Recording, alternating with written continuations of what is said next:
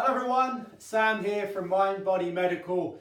So welcome to the Empowered Self-Care Series episode 4, and today I want to talk to you guys about PMS. It's something that we see week in, week out in our clinic. It affects so many women and it has such a profound effect upon quality of life. You know, it's common for some women to get it at least 7 days before their period is due, sometimes 10 or 14 days before, which means, including the symptoms of the period itself, some women can be losing somewhere between 2 and 3 weeks of each month with symptoms, unpleasant physical symptoms, emotional symptoms, psychological symptoms that plaguing up to 2/3 of each month, which is an unacceptable symptom load. So today I just want to do a short video about some of the causes of PMS, what the symptoms are, and some evidence-based approaches for managing it. So if you suffer from PMS, if you know someone who suffers from PMS, if you could share the video and help people to take control of their own health. So what is PMS? So generally speaking, PMS is a result of increasing levels of estrogen in the second half of the cycle. So estrogen levels going up and the progesterone levels going down. And that's what is the trigger for the symptoms that are experienced as a result of PMS. The mood swings, the irritability, the tearfulness, the anxiety, the depression, the low mood, the pain, the breast tenderness, the water retention, all of these kinds of things are triggered by that interplay between the estrogen and the progesterone. So that's a key target of treatment, is to try and regulate progesterone in the second half of the cycle. But it's not just the hormones within our body. The other key problem is something called exogenous toxins, or toxins that enter the body from the environment, particularly agricultural pesticides.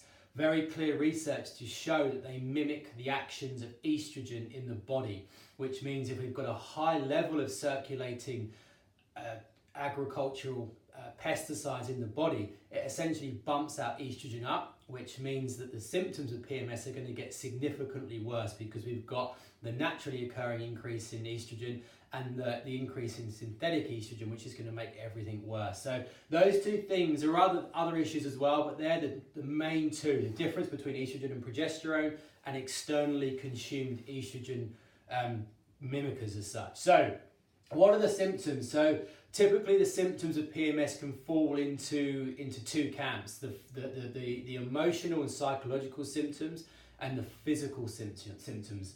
The emotional symptoms are perhaps the most debilitating. That's what we see anyway, and it ranges from the confrontational, irritable, angry, frustrated, short-tempered, quite volatile emotions, all the way to the other side of the spectrum, where women are presenting as feeling very flat, very emotionally fatigued, very tearful, depressed, lacking any form of get up and go, lack of self-esteem, lack of self-worth, all of those kinds of things. And it can be both. It can swing between the two.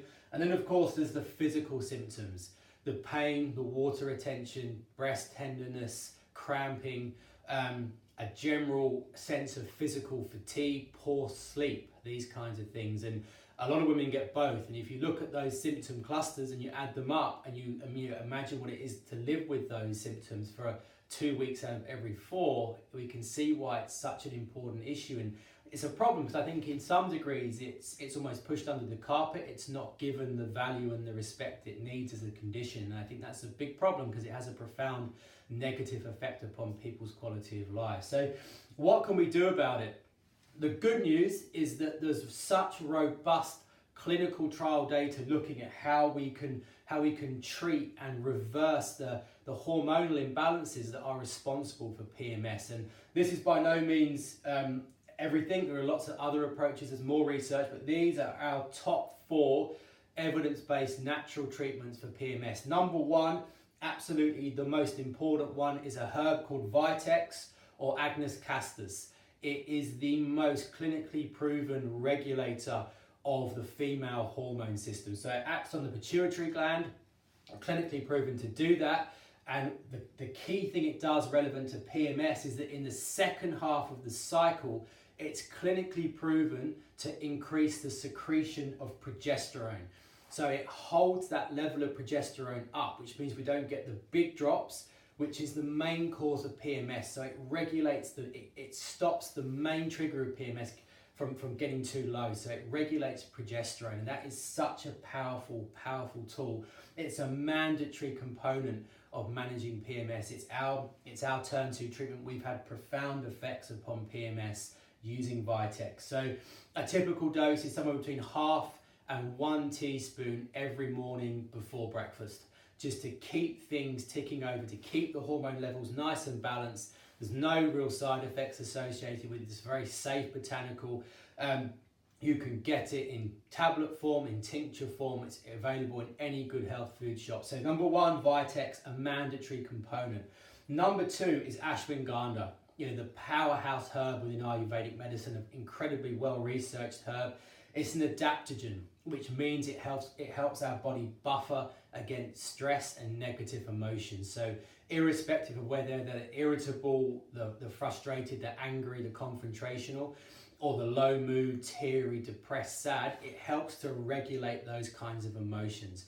And that's a key thing. If we can get emotional and psychological health balanced in the 1 to 2 weeks before the period is due, it means that we're going to be feeling happier and healthier and better about ourselves. And ashwagandha is clinically proven to do that. So 1, Vitex, 2, ashwagandha. Number 3 is a liver targeting herb. And we know that's so important because the liver has a key role to play in the synthesis and breakdown of hormones. If the liver is sluggish, if the liver's not working properly, we can get a build-up of poorly synthesized hormones, which creates further imbalance, which creates further symptoms. So in terms of evidence, milk thistle is probably the most effective way of doing that. Again, readily available, very safe. A low dose, somewhere between around 500 milligrams a day, is enough just to give the liver the support it needs. Other options are things like dandelion, nettle. They make great infusions, dandelion tea, nettle tea as well, just to help the liver synthesize those hormones. And lastly, vitamin E. 2 big clinical trials have shown that the physical and emotional and psychological symptoms of PMS can be reduced between 38 and 50% just by supplementing with vitamin E. So those trials, they use 400 international units or IUs a day, and they saw profound changes. So it's a really quick fix. It's evidence-based, it's safe, it's good for general health, it's easy to get. So they're the 4 things that we can't recommend enough: Vitex, ashwagandha, milk thistle, and vitamin E. It's going to give the body the tools it needs to keep all of the hormones balanced and regulated and synthesized to impact positively upon the physical and the emotional and psychological symptoms of PMS. So women shouldn't have to suffer in silence with this. It's not something that they should have to grin and bear. It's something that we know we can get on top of to improve quality of life. And this is a great way of doing that.